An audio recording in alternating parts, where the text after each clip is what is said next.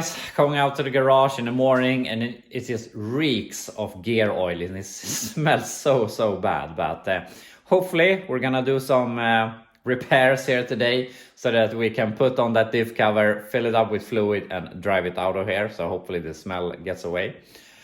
So since I talked to you yesterday, I talked to a guy that I know briefly that has a lot of experience with rear axles, and I thought this was pretty funny because I called him and I said that I have some rear axle issues, and he said, "Is it that orange Chevelle?" And I was like, "Yeah."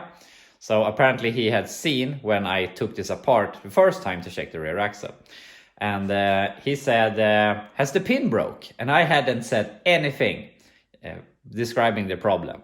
So yeah, he has the pin broken. I was like, "Yeah, how could you know?" And he said that, "Yeah, I could see that in the video." And then he asked, "Has the pin broke, the locking bolt pin, I mean?" And I said yes. So he knew exactly what has happened and understand why and all of that. And he told me that the issue is that the spider gear turns too fast on the pin, and it seizes, and when that seizes, the pin breaks, and obviously when the pin breaks, it gets a lot of movement, and the movement makes the locking bolt break and a lot of other stuff.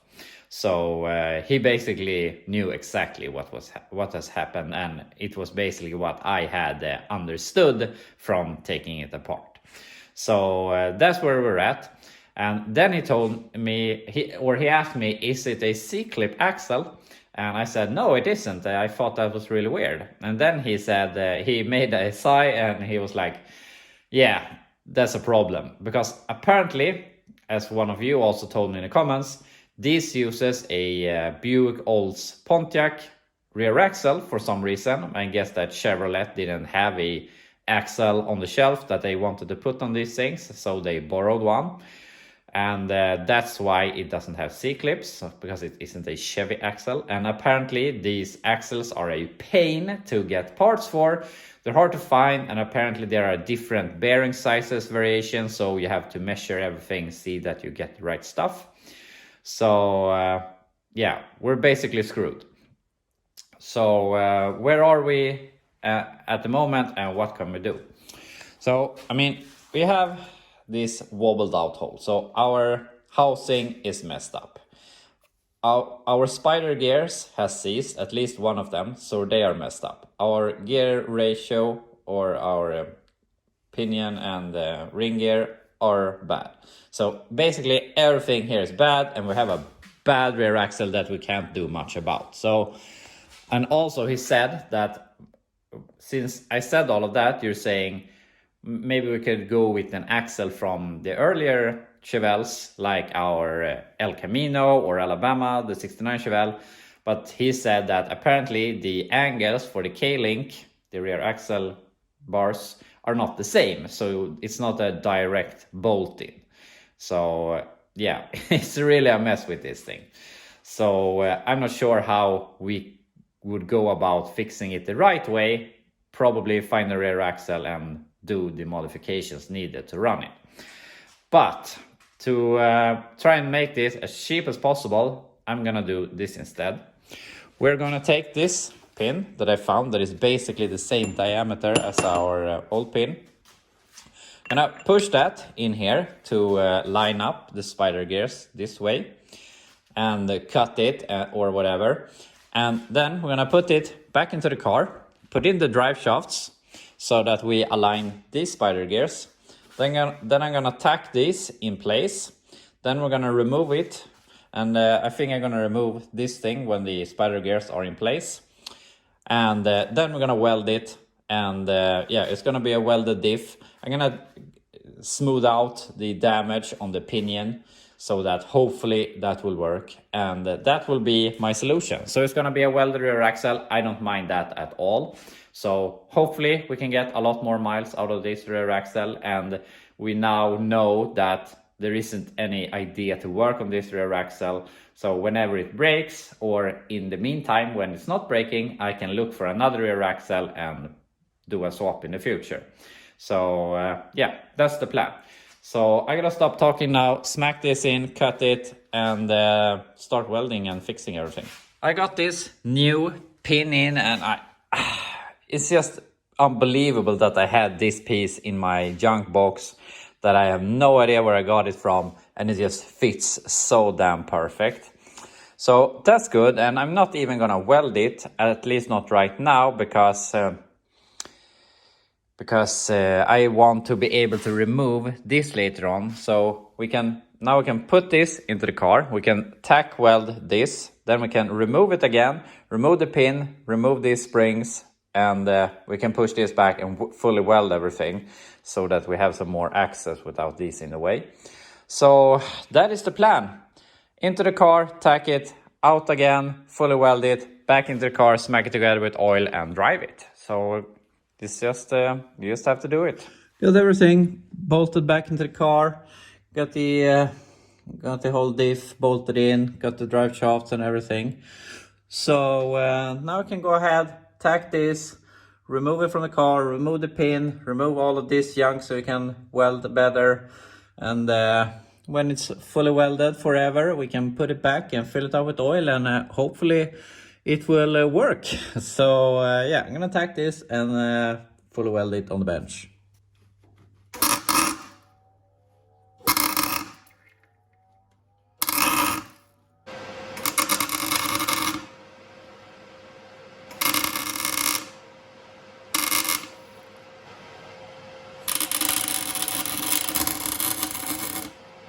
We have everything tacked in place. So now I can remove this, remove that junk in the middle, because on this side you can get in the welder decently, but on the other side it's really tight. So it will be a lot easier to make it hold if we can get some good weld in the other side. So I'm gonna go ahead, move this to the workbench and make some permanent welds. Got the diff out again here on the bench. I removed all of this junk, so now we can come in here a little bit easier and weld. I almost got nothing on this side, but it's better on the other side. But now we have great access. So I put this pin back again because I think that it can't hurt to have that. So I'm gonna weld all of these, then I'm probably gonna make some plates to put here in the middle and weld all of that also, so it won't break. At least this won't break. This might break later, but that's for another day. So I'm gonna clean this one more time and weld this, and I'll be back to you when we can put this together.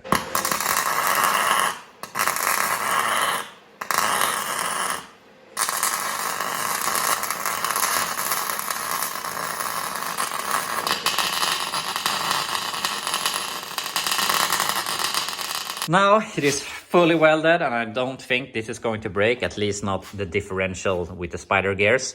I put in some reinforcement plates here since it's not a C-clip axle. We don't need access to that area.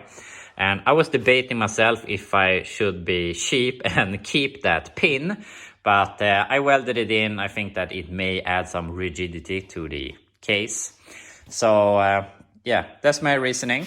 So I'm gonna let that cool for a little while, and then we can bolt it up in a car and fill it up with oil, and hopefully it will work. Diff in, drive shafts in.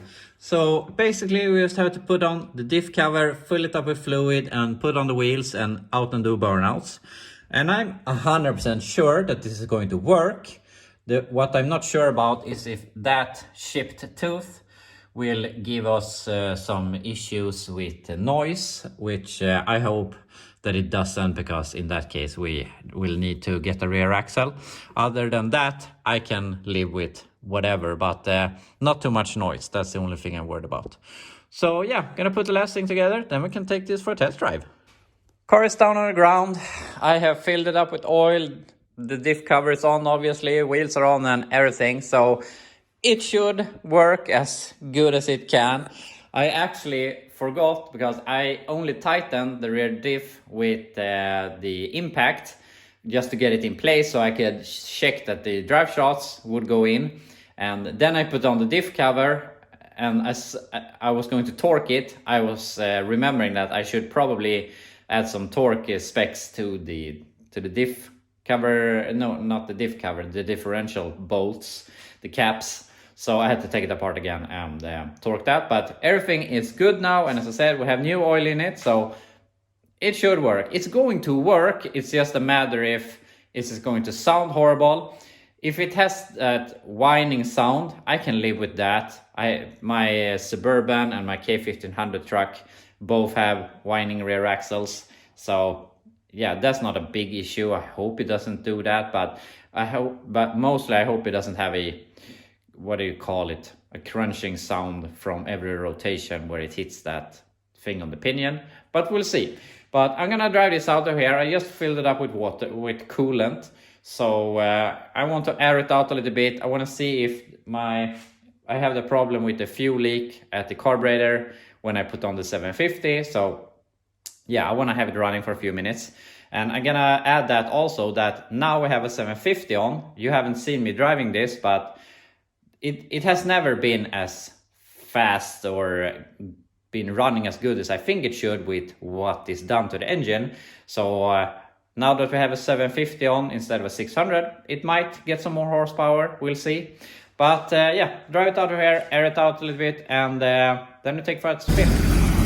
It has been idling here for a few minutes. It has sucked in some more water, so I've added some. The carb doesn't leak, so I think we're ready to take it for a test drive. So I'm out here in my neighborhood right now, and unfortunately I'm not sure if you can hear it, but we have some chirping noise. But when I put some throttle into it, I can't really hear it. At first I didn't hear it at all, but then it started to make that bad sound. It's not as bad as when I drove it into the garage or when it broke, but it's not good. But I'm not sure if there's some carving there that can go away. So I mean, either way it isn't good. So either way we have to fix it by changing the rear axle or just try and drive it. So I'm just gonna try and drive it. So we'll see how it is here out on the road. Okay. I've tried to drive it a little bit down the street, and when you give it throttle, it's when you're accelerating up to speed, it seems to be quiet, or the exhaust kills it. And if you release, it's no problem, but it's when you have that just a little bit of throttle, it doesn't sound that good. I'm not sure if there's some carving there that can work itself away, but we're at the point, either we drive with it until it blows or we change the axle. So that's basically what I'm gonna try and drive it here, pick up the kids and stuff like that, see if it becomes any worse, see if it maybe goes away a little bit. It's never gonna be perfect, but yeah, we'll see how it behaves. But it's definitely drivable.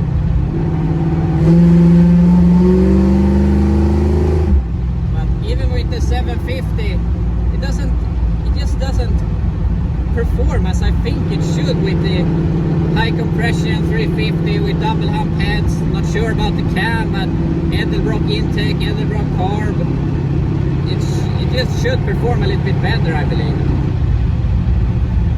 But anyway, that's where we're at. So it is drivable. I'm gonna drive it for a while, and I'm going to try and sell this thing. I'm kind of over it, but we'll see if we have to fix the rear axle before that. But yeah, I'm gonna go ahead and drive home here, and then we can do something else.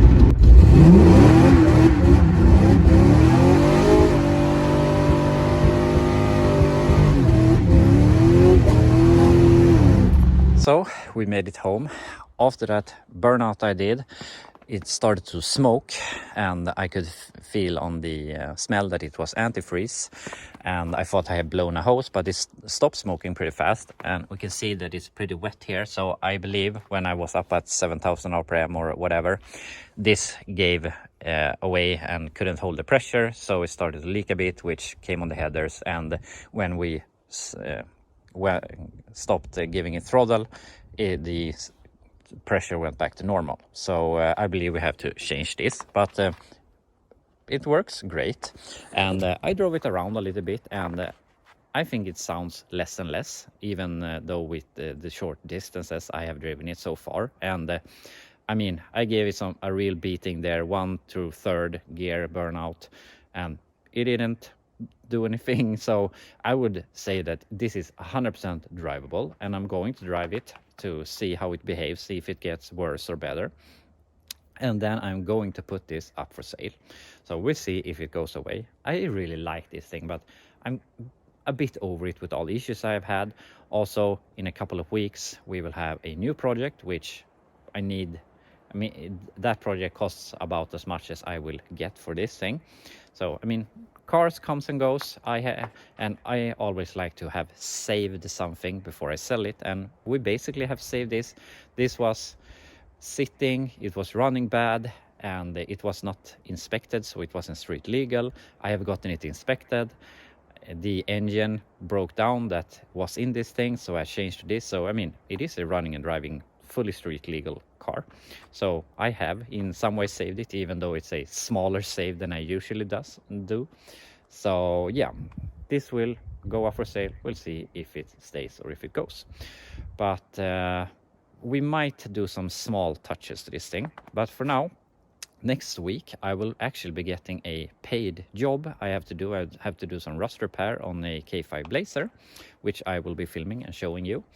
But that will be here next Tuesday, and before that I want to do some small stuff. It has to do some work on the Suburban, some stuff on the truck, and depending on how long that takes, we might get back to Chelly doing some small last minute stuff. And we'll see. We have the whole week in front of us, basically, so we'll still have a lot of time for stuff we can do. So for now, Chelly is all done, and I will drive it, and we can do something else. So I'm gonna go ahead and pull in my truck into the garage.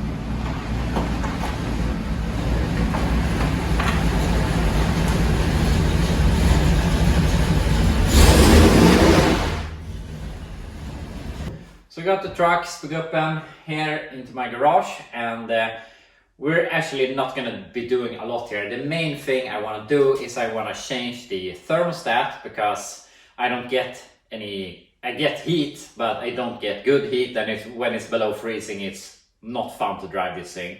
And I know a few years ago I had some issues with the thermostat, so it was climbing in temperature and then it fell. It climbed, it fell, climbed, it fell. So I can't remember if I removed it or if I changed it or whatever. But the thing is, we don't get enough heat, and I hate being cold, so we're gonna fix that.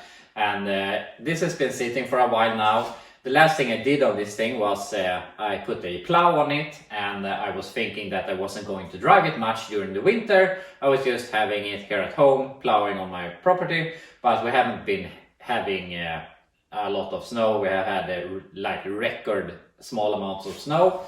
So yeah, it's just basically just been sitting. But tomorrow I'm going to go and pick up some parts that actually a viewer here in Sweden is giving me. I'm going to be getting a complete floor pan from a 70 Chevelle that someone has cut out. So that will be going to the Alabama Chevelle. So, and some other stuff. So yeah, basically I have to take the truck. So we're gonna change the thermostat, look over and see some small stuff, just so it's ready for tomorrow. But yeah, not much to do.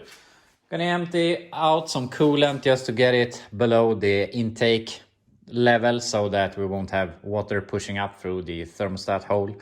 And take it apart and see if I didn't put any thermostat in it a few years ago, but I should have. It's not until this winter that I have had issues with it being cold, so I think there's something there, but we'll see what the problem is. So I got this taken apart. Wasn't that bad, but I had forgotten how many bars goes to it to support this front dress up, and I had to remove the belt tensioner, but nothing major. So here we have our old thermostat, and obviously here we have our new one. And I can't remember what I ordered and what I put in this thing, and obviously there was one in there, but we can see that this is a 91 degrees Celsius or 195 Fahrenheit thermostat. And obviously we can see on this one that this is the same, 91 degrees Celsius. So they're the same, or should be the same, but I tried to push this, and this is a lot easier to push the spring on this one than on this one. But I mean, I'm not sure how this works, but I mean, there's temperature, they work about temperature, not pressure in the spring, so maybe they are the same, but I can see that this spring is heavier than that spring, so I don't know. Anyway, we're gonna put this new one in and hope that we get some more heat out of the heater core, and if not, we'll have to look into it. You know the expression, every 1 hour job is just one broken bolt away from being an 8-hour ordeal or whatever it is. And I haven't broken a bolt, but we have basically the same problem. The threads in this hole is bad. I was tightening down the housing, and it just became a little bit tight, and I just put some power on it and it just stripped. So it was obviously bad before, but now it is not better. We have some threads in the bottom, so I'm gonna go ahead and try and clean the threads. I'm gonna clean the threads here, which I should have done before, obviously, but I mean, I just pulled them out and it wasn't a problem. So yeah, otherwise I have to figure something else out. Unfortunately, I don't have helicoil stuff to put in new threads in aluminum, so that's not an option. Maybe I will take a longer stud and glue it in there with some epoxy or something, and then I can thread on the thermostat housing. I mean, we don't have to make it perfect, but obviously it's a problem. So we'll see if we can solve this. So I filled up some antifreeze. So now I can drive this out of here. I checked the oil and some stuff just to make sure that everything is good for our trip tomorrow. It's not that far, it's about an hour, so nothing major. But anyway, I'm gonna drive this out of here, and I can tell you tomorrow if it's leaking or not. But I hope and think that it will be good. So yeah, drive this out of here and take the Suburban in instead.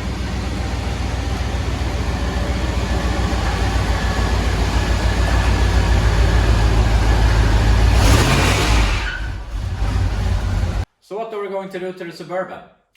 The Suburban basically has the same issue, or other way around, than my truck, and that is that this has heat, not as good heat as I wanted to have, but it has better heat than the truck. And the fan only runs on the highest setting, so obviously it is that fan, what do you call it, fan relay thing. So I'm gonna try and change that. Hopefully I bought the right one, because it's different between if you have AC and non-AC, and it was very hard on Rockauto to see which one you needed. So I hope I have bought the right one. So we're gonna change that. 5-minute job, hopefully. But yeah, when we're done with that, I wanna fix the rear bumper, because this truck does, or yeah, it's called a truck, but it looks decent. It's not perfect or anything, but the thing that makes this look bad is the rear bumper. It's really, really rusty. It's basically gone. Someone has built something out of some very, very thin metal, and that is falling apart again. So I just want to do something simple. If you're familiar to the GMT 400 platform and you live somewhere where there is rust and salt, you know that the first thing that goes is the rear bumpers. They're basically impossible to find here in Sweden, and unfortunately a lot of them, I found one, have holes for indicators, because we need to have orange indicators on these things. So at some point they put them in the bumper, and I don't want holes in the bumper. And also he wanted $250 for that bumper, and if you want a rust-free nice bumper, it's $400 or $500, and a new one is even more. So I don't want to put that kind of money into this thing. So I want to build something myself that looks decent and will make the whole truck appear a little bit better. Also, I have a new front bumper for it, since it has the wrong front bumper. We'll see if we change to that, but we'll see what we have time for. So we're gonna start with the fan switch relay thingy, and then we can look at the rear bumper. So this is the thing we're going to switch, And as I said, I don't know if I have bought the correct one, because it's very easy to see the difference between the two alternatives. Either you have 3 connectors or you have 5. And I think it's these ones that stick out. But on some, they say that the 3 connector is AC, and on some they say that the 3 connector is a for non-AC. Obviously, my truck is AC car or air conditioning. Do you say, I know that someone questioned me, I always say AC, we say AC in Sweden for automatic climate control, or yeah, whatever. But do you say that in America? I'm not really sure, because someone questioned me about that. But this is an air-conditioned car and as a vehicle, and as I described, it's hard to know which one you have, because it says against itself on Rock Auto. So anyway, I'm gonna go ahead, remove this because it's behind here. Then we can see if we have the right one and see if we can switch it. So it was a lot less space here than I thought, but as you can see, we have the one with 2 connectors. And you can also see that the base plate is has some different shape, and it also is a lot bigger, which I didn't think, but it's hard to judge by the pictures. So obviously I have the wrong one, and this won't help us. So with that said, we're ditching this project right now, putting this back together, and look at the rear bumper instead. So the rear bumper, unfortunately, as you see, it's horrible. It's basically nothing left of it. It has been backed into and all of that. So I mean, this obviously needs to go, but we're gonna do something similar. I would of course like to make it rounded every way like it is originally, but I think that is a bit too hard to make this shape that is both curved this way and that way at the same time. But we'll see where we go. But otherwise I want to do something like as this is, but I don't like this bend down here at the bottom. It feels so low down. But maybe, as I've done here with my finger, we do something like this, make it look like a drop center bumper, or something that makes it look somewhat better at least. But we're gonna reuse this, we're gonna reuse that to make it look as original as we can without overdoing it. So we'll see what we can accomplish. Unfortunately, it's getting late here today, so I won't be able to start cutting and welding, but we can prepare for tomorrow when we can make the bumper. Not much left of that bumper when I got the plastic stuff off. And this was the pieces that made it look like somewhat of a bumper. And I mean, this side is a bit better. We have the overall shape here, but I'm not sure what hell has happened here. Of course, it has been in some sort of accident, but I'm not sure why this is cut. So, I mean, otherwise this should be folded up to here. But yeah, I don't know. What will probably end up happening, we will cut this, remake this, and then we obviously have to make this piece. And as you can see, we have a bit of a bend here, so it has to go in like this angle and having rounded here, and have to have some sort of angle here matching this. And obviously we have to have this corner, which will be the hardest part to make. So we'll see how we do this, as I said, as easy as possible. I might just do this in very, very sheet metal, like very thin metal, sheet metal, like in the body, instead of doing it in this thick material, because it is just going to be so hard to work with. So we'll see what we can do. But as I said, we won't be able to do much here today, but we'll see if we can remove this, and yeah, we'll see how we go about this. So I managed to just pull off this corner, and I'm really confused why this cut this, but I'm assuming they backed into something, the rear bumper got crushed, so they cut this to fold it in so that they could make those metal pieces to make it look decent. That's my only guess. But tomorrow we're gonna do some template on this side. We basically have the whole shape here so that we can remake it on this side. We'll see, maybe we do something on this side also, and then we can build these lower pieces. And yeah, as I said, it's as easy as possible. We're not gonna overdo it. We probably will end up changing the bumper in the future if I keep this truck.